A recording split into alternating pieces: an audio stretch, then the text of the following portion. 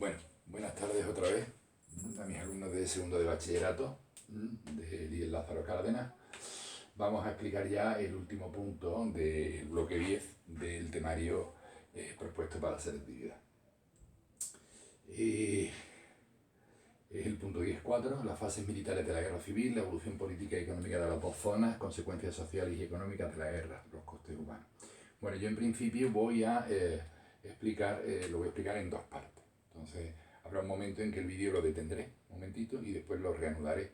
Notaréis por qué desaparece de la pantalla, lo pararé, y después cuando vuelva a poner la pizarra, pues veremos la segunda parte.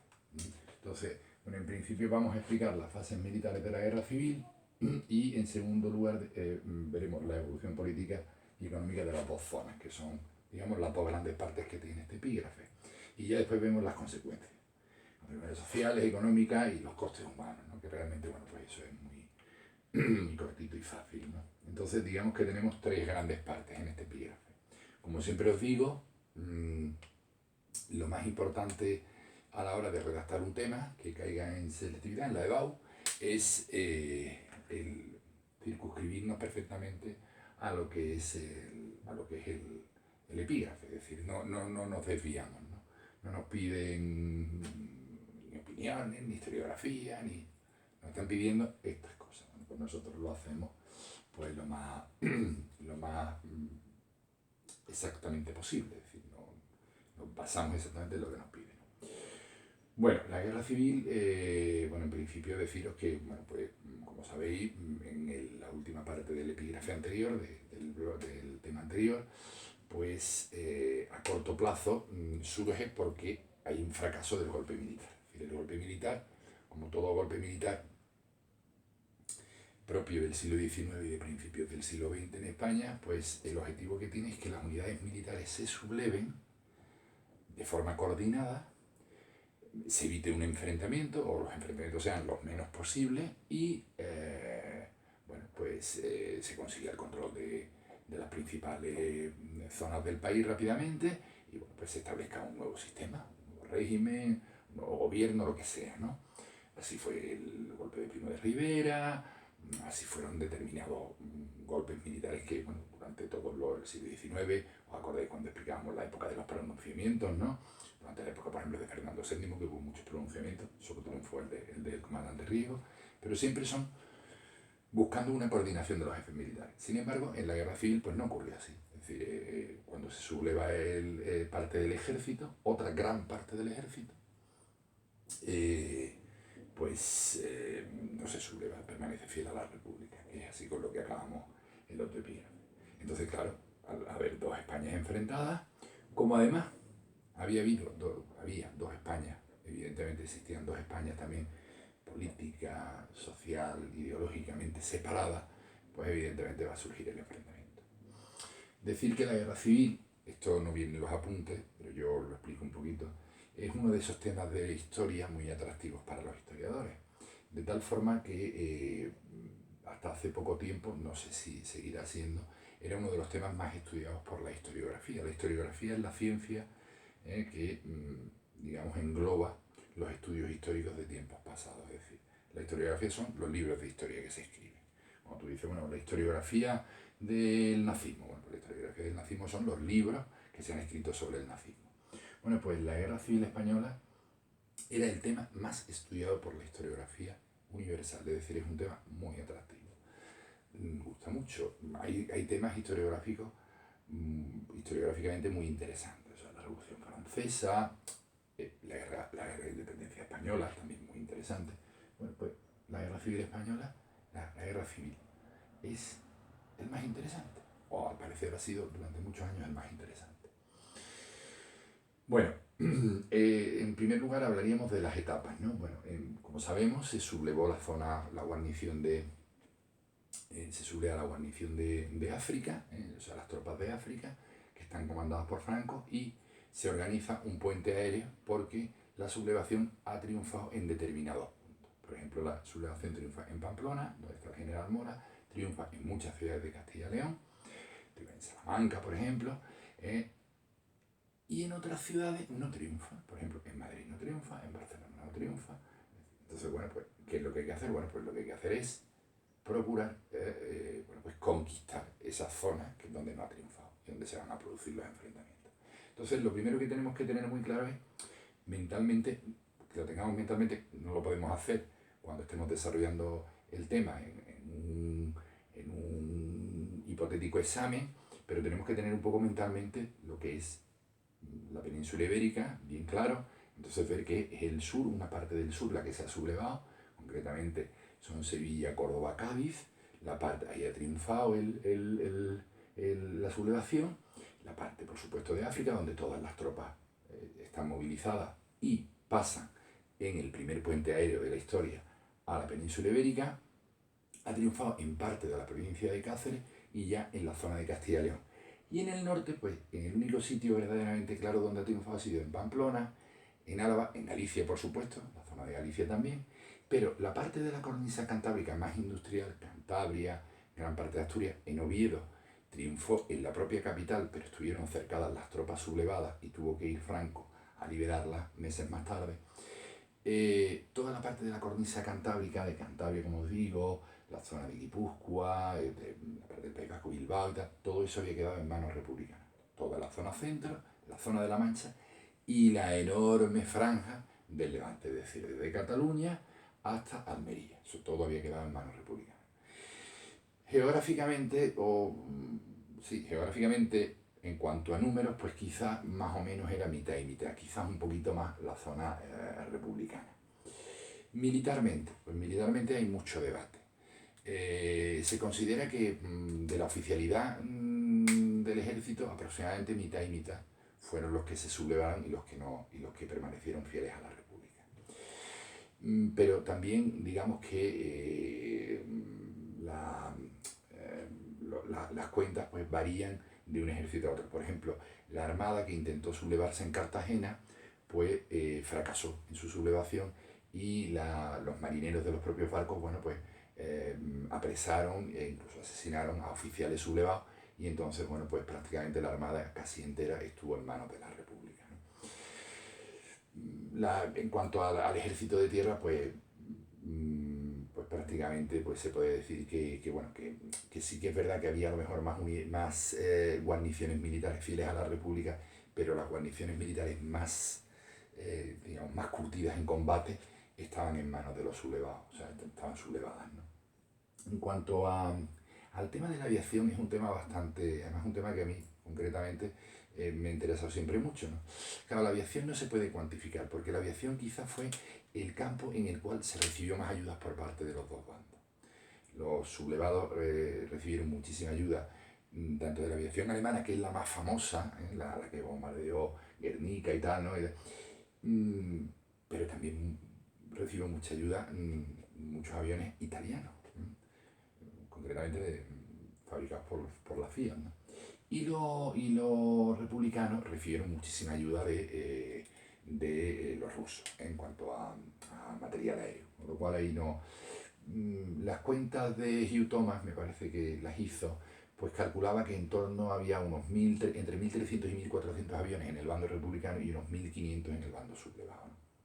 Bien, en fin, eso tampoco no varían, o sea, las dos personas que han hecho más cuantificación de las tropas han sido Hugh Thomas por un lado y después hubo un general, Jesús Salas Larrazábal, que también hizo una cuantificación tanto de víctimas como de material y no coinciden, muchas veces no coinciden, ¿no? Bueno, pues las fases las dividen, yo siempre he estudiado la guerra civil en 3 fases, pero en los apuntes que se nos han pasado y tal, y que el departamento propone, pues lo pone en 5 fases, digamos que divide un poco, 2 fases de ellas las divide en 2 partes, ¿no? Bueno, el primer avance sería la batalla de Madrid. Bueno, ¿por qué? Bueno, Franco tiene un concepto todavía del siglo XIX en cuanto a lo que es la guerra, ¿no? No es que tenga un concepto del siglo XIX militarmente, sino que, digamos que ideológicamente piensa, o sea, en su mente dice, bueno, lo primero que hay que tomar es Madrid, porque si tomamos Madrid, pues ya lo demás irá cayendo poco a poco. O sea, lo más importante es la capital. Entonces, ¿qué es lo que va a hacer? Pues va a avanzar hacia Madrid. Entonces, él divide sus columnas, una va hacia Madrid, pero la otra va a entrar por Extremadura, en donde, bueno, donde va a ocurrir el terrible suceso de la matanza de Badajoz y tal, y van a llegar hasta Madrid. Él se va a desviar antes y va a ir a Toledo y va a liberar el Alcázar de Toledo, que se había sublevado y que había resistido ahí pues prácticamente desde julio hasta finales de septiembre del 36, y digamos que en octubre del 36 se encuentra a las puertas de Madrid, ¿no? E intenta, bueno, pues la toma de la capital. Y ahí se encuentra con una defensa enconada donde hay dos generales republicanos, generales de carrera, que van a destacar, que son Vicente Rojo, que era el encargado real de la defensa de Madrid, y el general Miaja. Eran dos generales de prestigio y que además eran de carrera, o sea, eran militares, no eran de estas milicias, ni comunistas, ni milicias, que después vamos a hablar del tema de las milicias cuando hablemos de la evolución política de las dos zonas. Eran militares de carrera, ¿no? Como Franco fracasa en la toma de Madrid, porque ahí surge el lema tan famoso del no pasarán, se moviliza toda la población, a pesar de que bombardea continuamente la capital no se rinde, pues va a intentar maniobras envolventes para aislar a la capital. ¿De dónde? Bueno, pues fundamentalmente de Barcelona y de Valencia. Y ahí va a intentar las ofensivas de Jarama y Guadalajara, ¿no? Y ahí pues va a fracasar el ejército republicano. Bueno, pues en la batalla de Jarama podríamos decir que un poco se quedó en tablas, pero no consiguió el ejército sublevado cruzar el río Jarama y cortar la Nacional 3, o sea, lo que era la carretera de Valencia, y no lo consiguió. Y Guadalajara, pues, donde participaron muchísimos voluntarios italianos, pues también fracasaron, ¿no? Una vez Franco ve que no se puede tomar la capital, pues entonces se lanza a la segunda fase, que es la campaña del norte, ¿no? Que va aproximadamente desde abril del 37, aquí os pongo la fecha, hasta octubre del 37. Bueno, ¿qué es lo que va a hacer ahí? Bueno, pues fundamentalmente pues conquistar lo que queda, bueno, la parte de la cuenca minera de Asturias, va a conquistar el País Vasco, fundamentalmente Bilbao y Guipúzcoa, y Cantabria, ¿vale? ¿Qué consecuencia tiene esta segunda fase de la guerra? Bueno, pues que hay una serie de recursos industriales muy importantes para Franco, fundamentalmente el carbón, es decir, una fuente de energía fundamental, y entonces pues la tiene, ¿no? Una tercera fase que iría desde noviembre del 37 hasta junio del 38 sería el avance hacia el Mediterráneo, ¿no? Entonces, fijaos cómo Franco en principio ha ido hacia la capital. Cuando ha fracasado la capital, ¿qué es lo que va a hacer? Dice, bueno, pues voy a conquistar todo lo demás, ¿no? Y entonces, claro, él sabe, cuando fracasa en la primera fase en Madrid, sabe que la guerra se va a prolongar mucho, porque claro, va a tener que ir conquistando todo, y lo último que va a caer va a ser Madrid, como efectivamente así fue, ¿no? Entonces, en la tercera fase, como digo, va a avanzar hacia el Mediterráneo, ¿no? Bueno, había habido una ofensiva de la República que ocupó Teruel, y Franco contraataca, porque esta fase viene un poco como respuesta hacia una ofensiva en la ciudad de Teruel y tal. Pues Franco contraataca y va a llegar hasta Castellón. Castellón va a caer concretamente el 13 de junio del año 1938. ¿Qué es lo que consigue en esta tercera fase? Bueno, pues fijaos, si tenéis el mapa, pues teníamos Madrid con toda la parte de la Mancha, conectado con el Levante, y conectado con Barcelona, con Cataluña, ¿no? Bueno, pues ha conseguido cortar y aislar a Cataluña. Aislar a Cataluña del resto del Levante.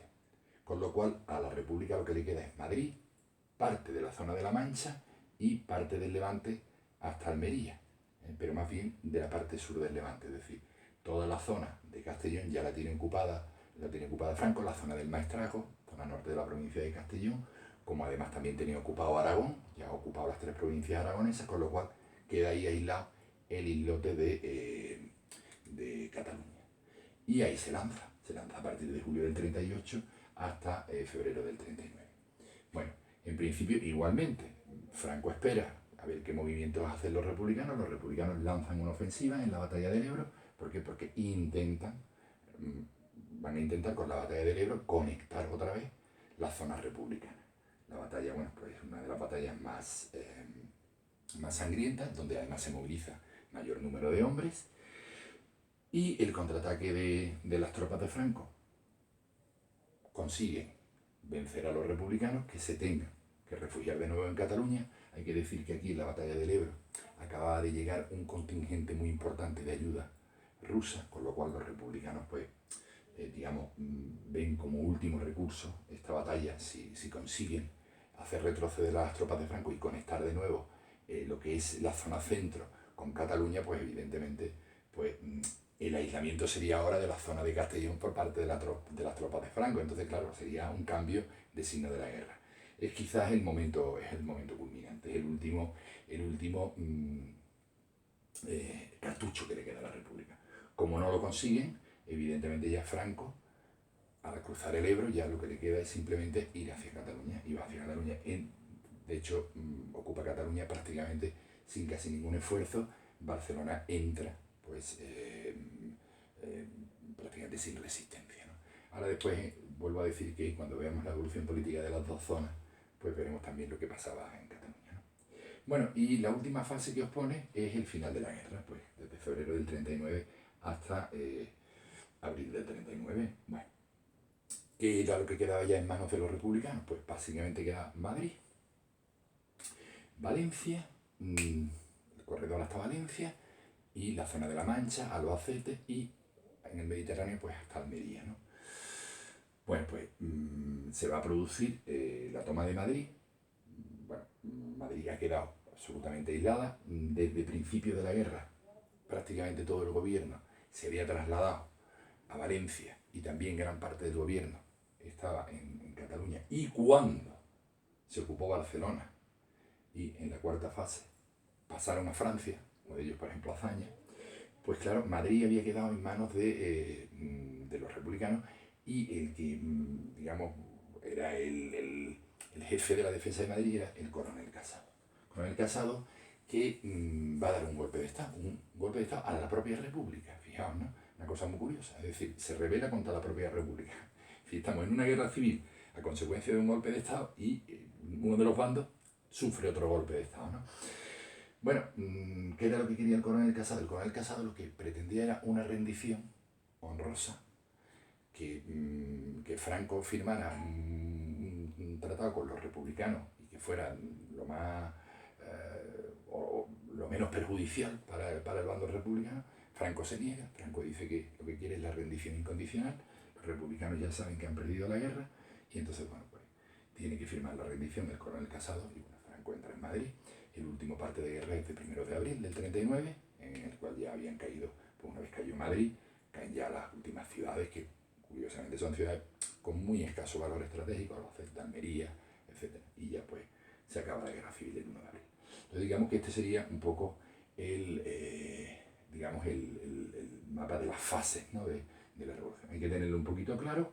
Cuando lo desarrolléis, pues simplemente saber pues, los acontecimientos de cada fase, los acontecimientos fundamentales y un poquito pues saber las ideas, ¿no? Es decir, ahí tenéis que hacer un esfuerzo cuando estéis escribiendo de situación geográfica, ¿no? Es decir, de cómo el ejército franquista va avanzando, como pasa de África, se apoya en las capitales que se han sublevado de Andalucía, donde había triunfado la sublevación, sube por Extremadura, llega hasta Madrid, libera Toledo e intenta conquistar Madrid. Como no conquista Madrid, la intenta envolver. Como no consigue esas maniobras envolventes y cortar la comunicación, bueno, pues se centra en el norte y ya entonces ya ocupa el norte, después ocupará el Mediterráneo, la zona de Castellón y el Maestrazgo y ya después ocupará Cataluña, con lo cual ya dejará aislada la capital con Valencia y ya pues al final ya de la guerra pues se produce el golpe del coronel Casado.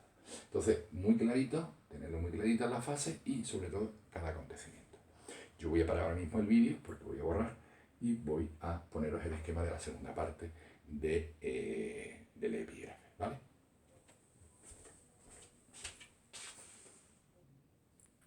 Bueno, pues ya tenemos aquí, estoy yo otra vez aquí, ya tenemos aquí la segunda parte del tema, ¿no? Que son la evolución política y económica de las dos zonas y las consecuencias, ¿no? de la guerra.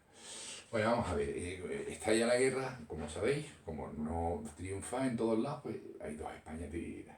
Entonces las dos Españas pues van a ser, como si dijéramos, dos estados diferentes, dos países diferentes, son dos Españas diferentes. Y entonces en esas dos Españas diferentes pues va a haber una evolución política, ¿no? Bueno, viene explicado por los apuntes. Hay algún fallo, por ejemplo, en la primera parte hay un fallo en los apuntes que dice que Madrid, las tropas de Franco entraron en Madrid en marzo del 38. Ya podréis suponer que en marzo del 39. Eso son erratas que la persona que ha pasado los apuntes pues se habrá equivocado. Tenedlo en cuenta. De todas maneras os lo recordaré por mensaje en el móvil para que lo pongáis. Seguro que alguno pone marzo del 38, a pesar de lo que lo estoy diciendo. Bueno, tendremos que distinguir la zona republicana y la zona sublevada, ¿no? Zona republicana y zona sublevada, ¿vale? Bueno, la zona republicana, ¿qué es lo que ocurría? Bueno, pues que había muchísimas divergencias políticas. Es decir, aunque el gobierno, que en principio estaba presidido por Casares Quiroga, que rápidamente dimite, pero estaba preparado, estaba suficientemente concienciado para el tema del golpe de Estado, es decir, se oía que iba a haber un golpe de Estado y tal. En cierta manera, ese terror a que triunfara un movimiento fascista, militarista, autoritario y tal, hizo que bueno, pues todas las fuerzas republicanas bueno, pues se unieran en contra rápidamente de la sublevación y se pusieran al lado de la República. Pero claro, eso es en principio. Rápidamente empiezan a ver la divergencia. A mí estoy sonriendo porque es que me estoy acordando de lo que está ocurriendo ahora, por ejemplo, con el tema del confinamiento, ¿no?, que tenemos, ¿no? Y que por eso estoy aquí dando estas clases y colgando estos vídeos. A mí me hace mucha gracia porque cuando surge una crisis, pues rápidamente todos los políticos dicen, se ponen todo, hay que arrimar el hombro, tal. Pero a los 15 días ya hay divergencia y empiezan a decir, es que se tendría que haber hecho esto, es que se tendría que haber hecho lo otro. Ahora, gracias a Dios, en el año 2020 estamos muy civilizados. Pero imaginaos las divergencias que había en el bando republicano en el año 1936, donde había una facción anarquista que, por propio principio, odiaba la institución del Estado. Es decir, los anarquistas perseguían la revolución social y la aniquilación del Estado. Un partido comunista y un partido socialista, claramente revolucionario. El partido socialista más moderado, evidentemente, pero el partido comunista con unas juventudes comunistas muy potentes, armadas, porque ya se les había dado el armamento, porque a partir del 20 de julio se reparten las armas generalizadas. Eso es otro debate de la guerra. Si se les repartió armas antes, el 17, el 18, ahí ha habido un debate muy grande entre los historiadores. Lo que está claro es que el 20 y el 21 de julio ya había reparto de armas entre las milicias y entre las juventudes del Partido Comunista, del Partido Socialista y de los anarquistas. Entonces, claro, empieza a haber divergencias. ¿Cómo lo intenta resolver el Estado republicano? Que recordemos que el presidente de la República era Manuel Azaña. Pues intenta, bueno, pues haciendo sustituciones de jefes de gobierno, a ver qué jefe de gobierno es el que puede, controlar la situación. Primero al que se le encarga a José Giral, que es un republicano, moderado, de izquierda, pero bueno, es un hombre muy blando que además no controla lo que ocurre en las ciudades republicanas. Entonces se suele conocer este periodo como el periodo de los paseos, y ahora explicaré lo que era. Julio a septiembre del 36. Bueno, son los primeros meses de la guerra. Imaginaos, las ciudades donde no triunfa la sublevación, pues ¿qué es lo que ocurre? Que las milicias anarquistas, comunistas y tal, toman las calles y bueno, pues a todo aquel que crean que puede ser en un momento determinado una persona afín a la sublevación, se la cepillan, ¿no? Entonces, bueno, pues esa época, bueno, pues con las matanzas tan famosas de Paracuello, los paseos, las sacas, ¿no? Las sacas era que cogían a gente que habían detenido, las autoridades republicanas las habían detenido pensando que podían apoyar a la sublevación, bueno, pues los sacaban de las cárceles y los fusilaban fuera, ¿no? Pues, evidentemente fue una época muy oscura, ¿no? Esos primeros meses, ¿no? Esos paseos continuaron durante el segundo periodo, que fue el de Largo Caballero. Pero lo que pasa es que Largo Caballero, ya era un militante socialista, Largo Caballero le apodaban el Lenin español, ¿no? Entonces, bueno, pues se pensó en él, porque dice, bueno, pues como es un hombre muy ideológico, pues será capaz de manejar la situación, ¿no? Pues no fue capaz tampoco de manejar la situación. De hecho, se tuvo que enfrentar a un conflicto que hubo en Barcelona, que en Barcelona en mayo del 37, bueno, pues hay una auténtica revolución, es decir, hay una guerra entre los comunistas y los trotskistas del POUM. El POUM era un partido trotskista, bueno, pues más revolucionario, que además, bueno, pues digamos que no comulgaba con las ideas tan ortodoxas del Partido Comunista que venían de Moscú, ¿no? Ten en cuenta que Trotsky era uno de los grandes enemigos de Stalin, ¿eh? Entonces, bueno, pues hay una serie de enfrentamientos en Barcelona que es tremendo, ¿no? Y después, al final, bueno, cuando cae el gobierno de Largo Caballero, pues que Largo Caballero sí había conseguido, por ejemplo, la unificación en el gobierno de casi todos los sectores, porque incluso Largo Caballero consiguió que tuviera hasta ministros anarquistas en el gobierno, con lo cual consiguió manejar un poco a los anarquistas, ¿no? Pero ya os digo, los sucesos de Barcelona lo obligaron a caer y al final el último presidente del gobierno que hubo fue Juan Negrín, de mayo del 37 a abril del 39. Bueno, Juan Negrín, que es también socialista, Juan Negrín va a ser el que va a dejar prácticamente el mando militar a los comunistas. ¿Y por qué? Bueno, pues porque consideraban que eran los más disciplinados, además eran los que mejor se entendían con las brigadas internacionales y con las, bueno, más que con las brigadas internacionales, con las ayudas que venían de Rusia, ¿no? Entonces se entendían muy bien y él entonces se echa en manos de los comunistas. Juan Negrín era en principio partidario de una solución negociada, incluso intentó hacer llegar a Franco un programa con 13 puntos, intentando ofrecerle una paz honrosa de que se llegara, bueno, pues a un punto de, bueno, pues un gobierno de concentración nacional, de que se pacificara, ¿no?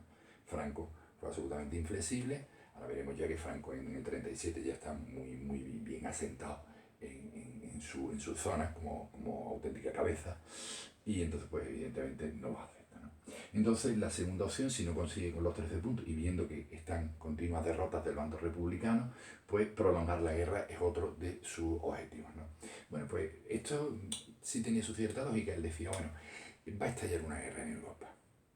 Va a estallar una guerra en Europa porque la Alemania nazi está teniendo un expansionismo en los años 35, 36, 37. Ya sabéis que cuando gana las elecciones Hitler en el 33, pues rápidamente empieza una política ultranacionalista alemana, rechaza todos los acuerdos de Versalles, de la Primera Guerra Mundial, y empieza a hacer una expansión que, bueno, pues tiene varios hitos, ¿no? La ocupación del Saar, Alsacia, la zona, después la anexión de Austria, la anexión de los Sudetes, Checoslovaquia, etc., ¿no? Entonces, bueno, pues esa política expansionista Juan Negrín la veía y decía, bueno, si conseguimos que Francia e Inglaterra se enfrenten con Alemania, que es aliada del bando sublevado de aquí, pues evidentemente si hay una futura derrota de Alemania, pues también saldrá derrotada la parte sublevada. Pero claro, que lo que ocurrió es que la guerra no se prolongó tanto, la guerra acabó en marzo, bueno, en abril, técnicamente en abril, pero prácticamente en marzo del 39 estaba acabada, pues como 6 o 7 meses antes de que empezara la guerra en Europa, con lo cual le salió mal. Hay que decir que, bueno, que la zona republicana en principio pues tenía clara ventaja porque tenía todas las zonas industriales, las ciudades principales, Madrid, Barcelona, estaban en manos de...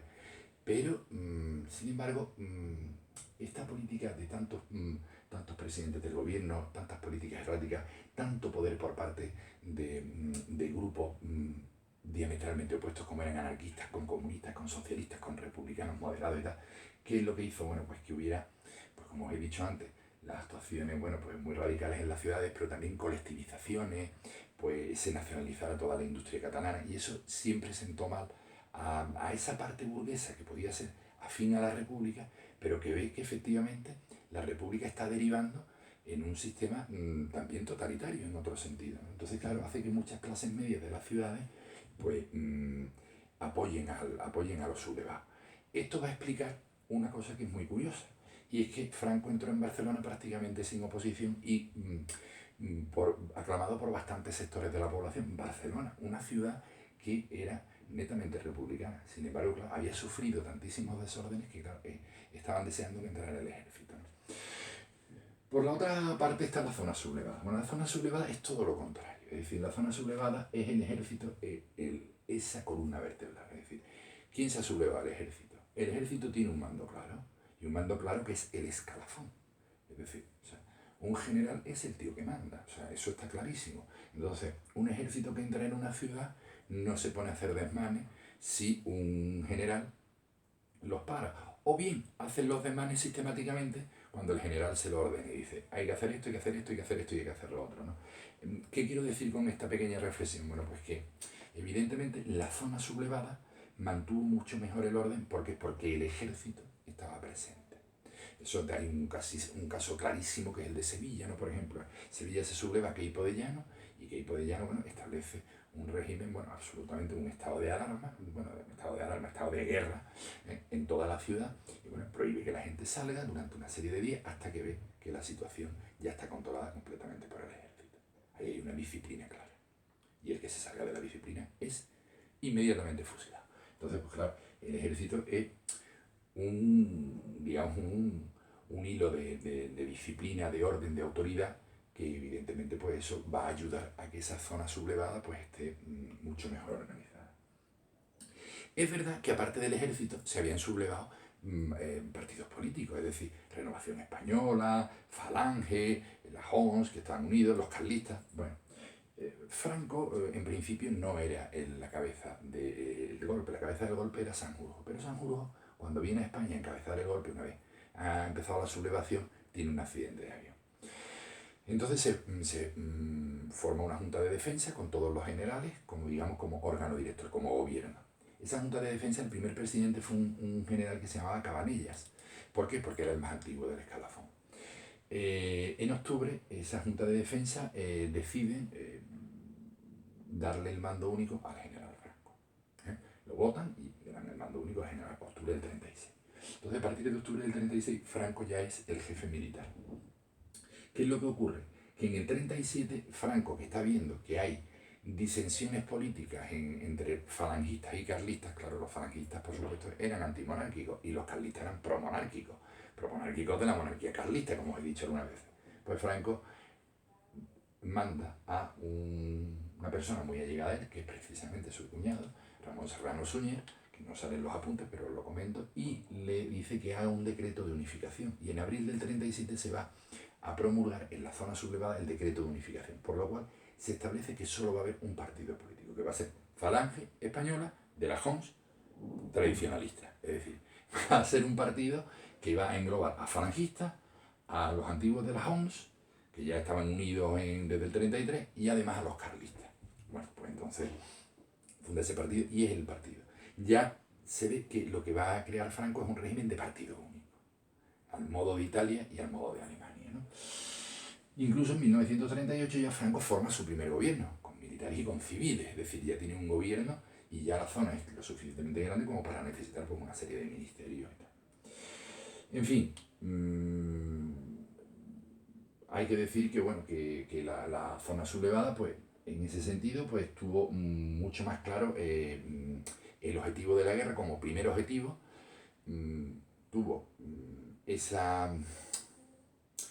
aporte de disciplina y de cierta manera, de sacrificio del ejército a la hora de saber que tenían que ganar la guerra, esa moral de guerra la tuvo siempre mucho más alta y entonces eso le benefició para conseguir ganar la guerra y al final establecer el régimen de Franco. Además Franco procuró, ya una vez no pudo tomar Madrid, pues alargar la guerra. O sea, Franco era una persona muy pausada, ¿no? Entonces él, ¿por qué? Bueno, pues porque conforme él tuviera victorias militares, pues se acrecentaba su prestigio. Eso está clarísimo, entonces eso es una cosa que no se puede dudar, vamos a decir que conforme tú vas consiguiendo victorias militares, tu ejército está mucho más contento al lado tuya. Entonces, bueno. Las consecuencias de la guerra. Bueno, pues las consecuencias, bueno, pues hay, digamos, consecuencias económicas, por supuesto, pues bueno, la producción industrial cayó tremendamente, tenéis los porcentajes en los apuntes, se destruyeron vías de comunicación, ferrocarriles, etc. La posguerra, lo que se llamó la posguerra, se dice que duró hasta el año 1952, porque hasta 1952 no se pudo volver a los estándares económicos, a los parámetros económicos de antes de la guerra. Es decir, tuvimos una posguerra de 12 años, 12-13 años. Creo que incluso las cartillas de racionamiento estuvieron en España hasta el 54, si mal no recuerdo, 54 o 55. Es decir, hubo una larguísima posguerra porque hubo una depresión económica muy grande. Demográficamente, bueno, hay un mito que se llama el millón de muertes. Ese mito, uno de los responsables, un autor, por cierto tengo yo por aquí la trilogía de José María Ginarella, que escribió 1.000.000 de muertos, ¿no? Hablando sobre la guerra civil, ¿no? Bueno, pues que escribió Los cipreses creen en Dios, y la segunda parte es 1.000.000 de muertos hablando de la guerra. Realmente no hubo 1.000.000 de muertos. Se calcula que en bajas militares fueron en torno a unos 170.000 en el bando republicano y en torno a unos 120.000 en el bando sublevado. Con lo cual, la cifra más aproximada de bajas militares sería 300.000. Pero sí que es verdad que hubo una gran represión. Una represión que afectó a mucha gente. Represión en dos sentidos. Primero, que cada vez que el ejército entraba en una zona, pues sistemáticamente, bueno, pues aquellos que habían estado al lado de la República eran juzgados, encarcelados, fusilados, etc. Y después la represión también se notó en el gran número de exiliados. Muchísimos profesores, muchísimos intelectuales, pues desde el puerto de Valencia o bien desde Barcelona, cuando se ocupó Barcelona en febrero del 38, pues en febrero del 39, perdón, se exiliaron a Francia, ¿no? Con lo cual no solo hay que hablar de la represión durante la guerra, sino de la represión después de la guerra. Es decir, después de la guerra hubo lo que se llamó además una purga, hubo una serie de tribunales especiales. Eso ya lo veremos cuando veamos el régimen de Franco, si es que lo vemos, porque no sabemos lo que nos entrará en el lado. Y políticamente, pues la consecuencia que fue pues, el régimen de Franco, que duró hasta el año 1975, es decir, un régimen de partido único en principio, un régimen que además pasó por muchísimas fases, porque si algo tuvo Franco fue que era un camaleón auténtico. Entonces en principio pues era un régimen militarista. De hecho, la primera intención del golpe de Estado era implantar un régimen como el de Primo de Rivera, con las ayudas de Alemania y de Italia, pues se acercó al fascismo, con las primeras victorias de los alemanes y de los italianos hasta el año 41 prácticamente. Nosotros éramos una nación pues que nos englobábamos en ese eje fascista, y cuando pierde la guerra Alemania, bueno, pues ya entonces el acercamiento va a ser hacia los Estados Unidos, y lo que se va a caracterizar el régimen es por ser anticomunista. Sí, es verdad que el régimen de Franco, que duró hasta el año 1975, tuvo siempre unas mismas características: muy conservador, basado en la tradición católica y por supuesto anticomunista. Y va a ser un régimen que va a durar pues hasta el año 1975, hasta que muere el dictador. Bueno, pues con esto acabamos el bloque 10, que no sabemos si será el último, el penúltimo o el antepenúltimo, según veamos cómo va evolucionando todo. Bueno, ya estamos previa a las vacaciones de Semana Santa. Yo lo único que os digo es que sigáis estudiando esto, y yo os mandaré durante Semana Santa, bueno, ya a partir de mañana, una serie de comentarios y de fuentes, y vosotros durante la Semana Santa y después de Semana Santa me lo vais mandando resuelto y yo lo voy corrigiendo, ¿vale? Seguimos en contacto también telefónico, porque tenemos el contacto telefónico, y por supuesto si hay alguna duda me la preguntáis o hacéis un comentario si veis el vídeo en YouTube, si queréis hacer un comentario, y ya está. ¿De acuerdo? Bueno, pues nada, que paséis dentro de lo posible, pues la mejor Semana Santa que se pueda pasar. Venga, un saludo.